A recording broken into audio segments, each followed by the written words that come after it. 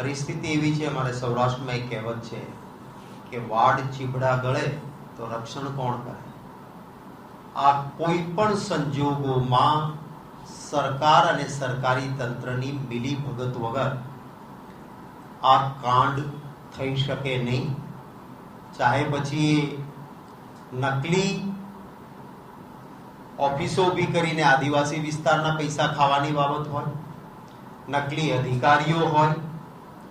મુંબઈમાંથી હમણાં 500 રૂપિયાની નકલી નોટો પકડાણી અને આજે ભાવનગરમાંથી 95 નોટો પકડાણી.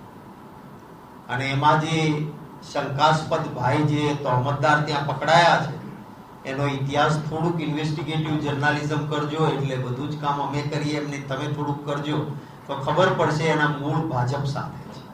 પેપર ફોડનારાના મૂળ ભાજપમાં નીકળે.